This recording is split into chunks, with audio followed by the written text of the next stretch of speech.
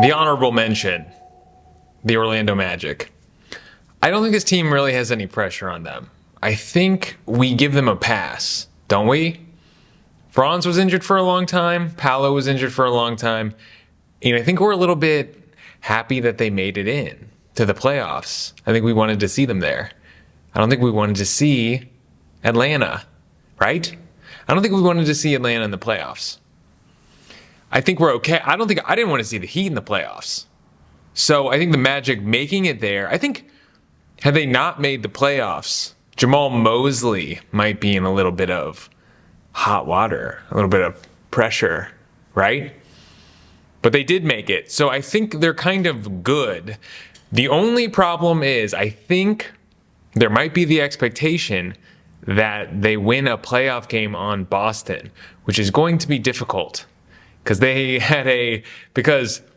had a rough shooting night, and he's not always going to. But of course, I'm actually skipping the data in my slide. I gotta wait on this.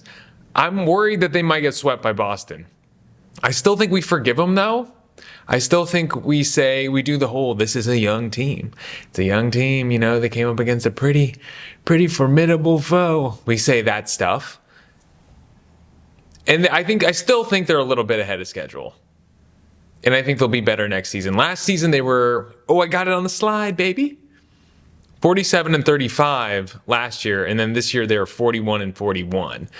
So, you know how we do the math? We do the little math in our head, and we say, well, if they hadn't been injured, if they had Suggs, if they had Mo the whole time, if they had Franz, Apollo, if we did that, then maybe they'd be the 4th seed, maybe they might win.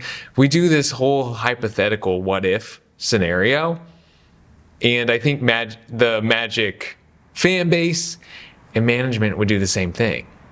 They'd call the season a win. I think they just have to get one on Boston. That's the only thing they really have to do. Again, this is my honorable mention. I don't really think there's any pressure here. This is their team. They are in the luxury tax though next year.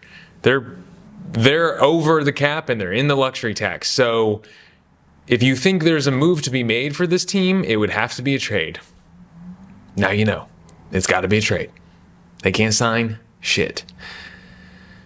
Chris Finch, I think I'm the only one talking about this. I think he might be in a little bit of trouble if he doesn't. What do I say he needs? He needs to beat the Lakers in their series, which so far so good. They're up 1-0 on the Lakers. So he's doing all right. But he's been there. Okay, so he is good. Wolves hadn't been to the WCF, Western Conference Finals, in 20 years until he got there. So, okay, I see you, Chris Finch. Although there are a lot of coaches that have pretty good resumes that have been fired recently, is all I'm trying to say. So that really doesn't mean anything. So there are a lot of other available coaches, and there's new management there's new ownership in the Timberwolves organization. I would be a little bit concerned because you know what new owners like to do? They like to pull out their schlongs and swing them around and do crazy stuff with them. Hate to be gross, hate to use that type of analogy, but that's where my brain's at all the time. So, Chris Finch, he's number 10. Granted, I don't think there's a lot of pressure there. But of the people, there's a little bit. There's some. I think he could get fired. I think it's possible. Tatum and the Celtics.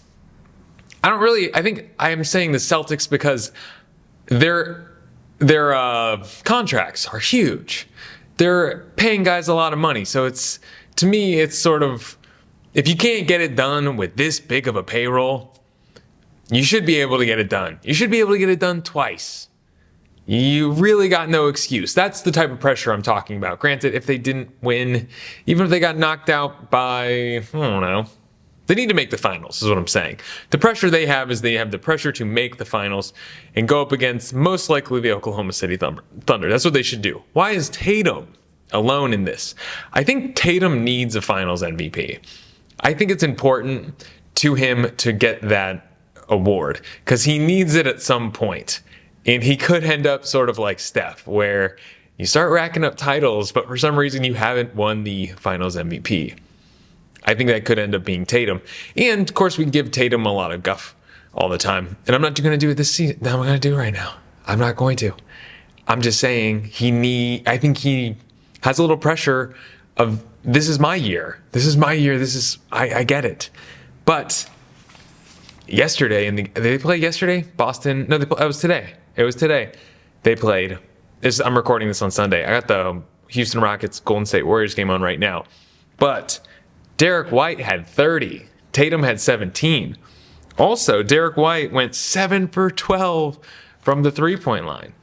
So right now, it's Derek White as Finals MVP. I'd be curious to see what the Las Vegas odds are on that. I'm sure his stock went up. Would have had to go up.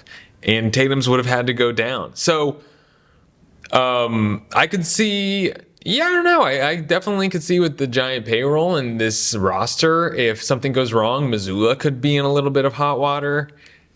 Just because the expectations are so high. That's the bad thing about being a good coach, is you're a good coach for a while. You don't want to set the bar too high too quick. You want to slowly build up. Like Spo has established himself. Kerr has established himself. I mean, so it's got to be a slow build up. If you win the championship too quick, and I'm talking about this on my other show, it's not a good idea because people kind of call it a fluke. If you win it right away, like Frank Vogel or even Budenholzer, if you win it, maybe it's because you have too good of a roster, but again, that wouldn't really work for Spo because the only time Spo has won the finals was with those two of the greatest rosters of all time. So I don't know, but it's not you know it when you see it, but you know it when you feel it, when there's going to be tension. So I think Tatum, his pressure is to win the finals and get the finals MVP for the first time. All right, Mikal, Cat, and OG. The pressure is on them because this team has sort of moved around. Well, OG was there last year because he got traded for Siakam midseason, but OG did sign his extension for a ton of money, $212 million over 5 years. If you're not really familiar with NBA contracts, that's a lot. That's a lot of money. That is big money. That's like Kawhi Leonard money, more than Kawhi Leonard makes. So just for reference, they paid him a lot. So they're going to be really high expectations for OG. For Mikal, it's not so much his salary, but it's what they gave up. 4 unprotected first-round picks for Mikal Bridges, which as of right now was not a good idea. I'm not saying Mikal's bad. I'm just saying 4 unprotected is the key word. Unprotected picks is big because your team could be bad and those are not protected and you could just lose a number 1 pick potentially. So Mikal's got to be good. I don't think he played very well today. I wrote down his box score was rough. He was negative 16 box score in a game where I believe they won by 11, and all the other guys on the team were positive. He was negative 16. Rough night for Mikal. I don't believe he even had a steal. OG had 5 steals. Played really well. So OG's doing great. Cat had a good game. So Mikal is probably feeling the most pressure today. But what do they need? They need to make it out of the Eastern Conference Finals. Make the Eastern Conference Finals is what I'm thinking the Knicks need to do for those guys to justify their roles on the team. Also, they gave up Dante DiVincenzo, not really Julius Randle. Julius Randle wasn't even in the playoffs last year, but it was a big move. And Dante is out for blood. They moved the whole team around. They made a lot of sacrifices for these 3 guys. So they better win some games. And I botched this. I'm gonna come clean. I forgot to remove I think Darius Garland's his stats, his per game stats. I didn't have to tell you. You know what I could have done? I could have just cropped it out of the video. Oh my gosh. Yeah, I don't know what I'm going to do. Jimmy and Steph. Okay, I got the game on right now. Actually, I got their stats right here. How are they doing? Okay, so Jimmy has 4 points right now. And then Steph only has 2 points at this point in time in the game.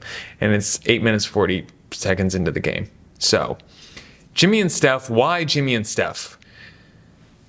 Is there really pressure here? What do we really expect from Steph Curry? Do we really expect another championship? I think it's more so we'd like to see them go far. I think there's a part of our brain that wants the expendables of the NBA to give it one more go and really see how far they can make it. But do we actually think it's going to happen? No. So that sort of does lower the pressure. Anything that they do feels like gravy. Because I think we're most excited for the Oklahoma City Thunder. Maybe the Nuggets. Maybe another team that I'm going to talk about in a little bit. But I think the excitement is for the younger players. But these old players keep it interesting. And now the Golden State Warriors have doubled down on those old players because they traded for Jimmy Butler and then they extended his contract. It's $120 million, but I believe there's incentives and kickers and stuff in it, so it's not quite $120 million. So, pretty interesting. Golden State Warriors are really doing it for Steph. Yeah, they somehow managed not to trade any. Well, they traded Poole, they traded Wiggins now. They still have Moody and they still have Kuminga. I cannot believe what they're doing with Kuminga. They haven't extended him. They benched him for a game.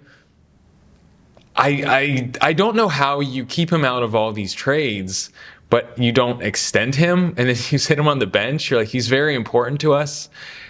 We might not play him. We might not even think he's very good, but he's got a vibe. I have no idea.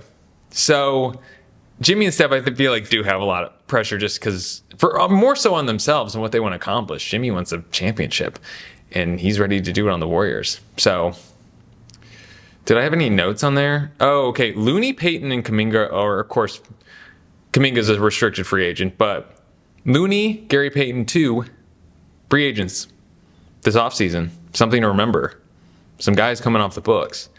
And if you're the Golden State Warriors, that's not a good thing. Because even if guys come off the books, you're still in the luxury tax. I think, actually, I'm not going to edit this out, but I think I might be wrong about that.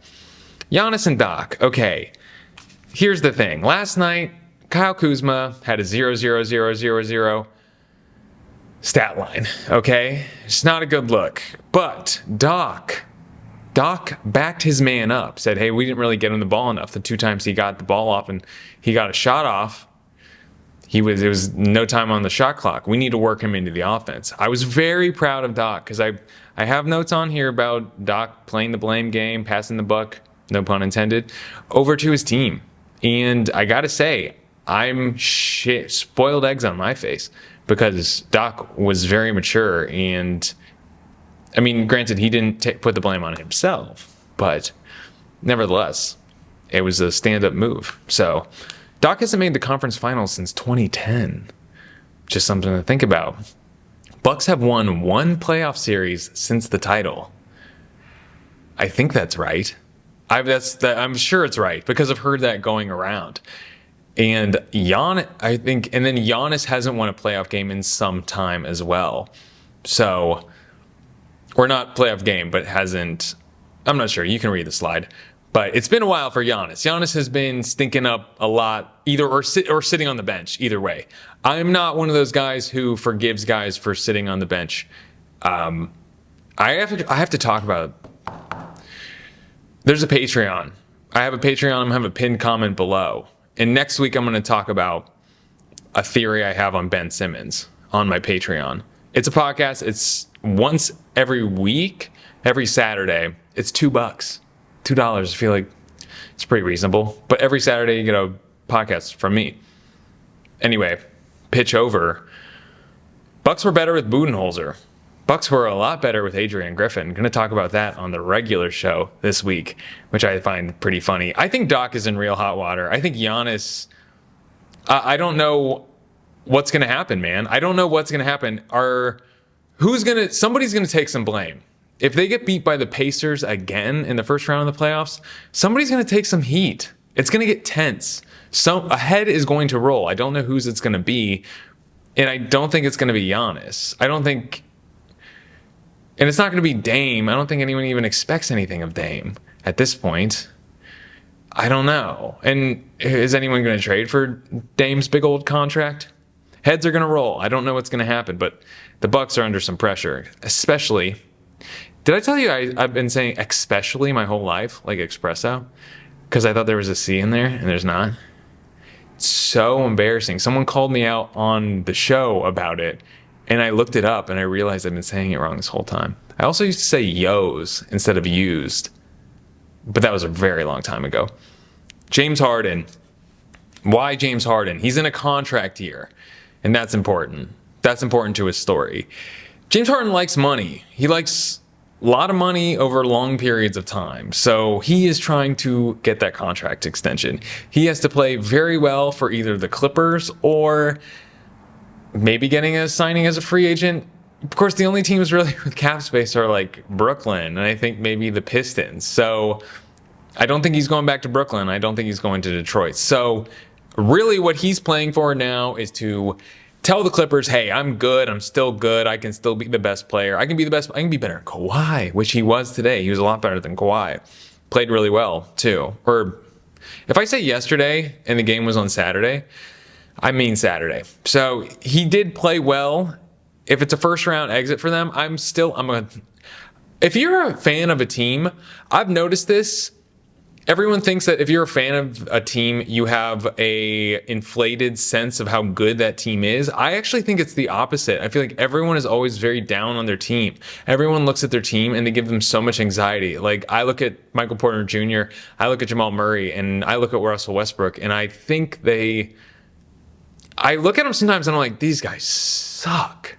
God, these are the worst basketball players. And they're not. They're just on my team, so every little mistake they make, I criticize them for it, but also maybe not, man. I don't know. Maybe they are good. I'm not sure. I can't see it through a non-Denver Nuggets fans lens. So something to consider. But I think James Harden's 34 years old, and he is in his Paul George year, and he's looking to do the same thing that Paul George did last year. Not sign with the Sixers, but sign a max contract for 4 years with a player option. He wants it. He could get it. I hope he gets it. He's doing great. So less so like, ooh, is Harden going to win a championship? I don't think any of us care, and I don't even think he cares. TBH. So Luka, LeBron, and JJ. Why did I throw JJ in here as a first-time head coach? I don't know. I just think as the coach of the Lakers and as the coach of LeBron, there's expectations there. And if anything goes wrong, it's your fault. It's all your fault, JJ. How could you have done this to us? We thought you loved us. So it's all going to come down on JJ Redick, I think. Luka had a great game. LeBron did not have a particularly great game yesterday. So moving Chris Finch out of that hot water and moving LeBron and JJ, Luka held up his end of the bargain. So I wrote something down on them. I'm blowing through this and I'm not even reading my notes. So they're the two stories of the season. LeBron being old as shit, and then it's also the Hollywood show. Yeah. And Luka's defense is going to be a big part of this series and this playoffs, just criticizing his defense. I was hoping the Mavs would get in so there'd be more. Was I hoping the Mavs would get in? Are we sick of the Luka trade story? Are we still into it? Because Luka's defense is going to be a big talking point of the playoffs, especially if they lose to the Timberwolves in the first round. Am I right? Yeah, I think so. So, the Cavs. There's pressure on them because they're the number one seed and they had such a great season. Again, though, it's really not that much pressure because this wasn't even the best Cavs season of all time. The best Cavs season of all time ended in 2009, and they went 66-16. I believe this team went 64-18. So, they're just kind of a number one seed. And sometimes number one seeds fall, and that's okay. OKC, they fell last year. So it happens. So I don't think there's a crazy amount of pressure. But again, the team is good, and I think they got to go up against Boston. Because the Cavs have had a better record than Boston this entire regular season, but I think anyone you ask, who the best team in the East was, they would say Boston. There were moments where people would say Cleveland, but I think for the most part, people would say, yeah, it's still Boston. Or maybe I'm just projecting because that's what I would always say. I just think Boston's good at every position all the way through the bench. That's just I don't even like Boston. That's the way I see it. So I think the Cavs are going to come up against Boston, and it's going to be this, okay, yeah, you were good in the regular season, but now we're going full throttle this whole entire series. So are you ready? So they're going to have 2 All-NBA players as well. Just like, all right, you got 2 All-NBA players? You better be good. Celtics aren't going to have 2 All-NBA players. So, yeah, team can't get much better than this. I don't know what you do after this. It's one of those things where you would have to run it back and just hope everyone gets a little bit better at basketball. So Kawhi has pressure. Again, Kawhi really never has that much pressure because he has already won 2 championships with 2 different teams, and he has 2 finals MVPs. I feel like his best work was done at the beginning of his career. He's the oasis of the NBA. So he's really got nothing to prove, but he does love basketball, and he cries when he can't play basketball. Cries like a woman. He just needs to not get injured. I think that's it. Because if he gets injured, that's all we're going to talk about. We're like, man, Kawhi Leonard, he just can't stay healthy. He just gets... It's sort of like the Zion. We do this whole lamentation of Zion, and then every year we say, oh, this is the year. It's just part of the story. So he's got to break the curse. And he looks good. I think he looked good out there yesterday. He didn't have a particularly great game, but he looked healthy. He didn't look sheepish or mild. So, and I think that's a good sign. Sometimes you just lose games. Sometimes you just don't play well and you lose games. So he's got 2 more years on his contract, though. I think the Clippers' plan is to sort of just nurse him the entire season and then bust him out during the playoffs, which is not a bad idea, especially when you have a James Harden and Norm Powell who can get you to the 5th seed. Bravo.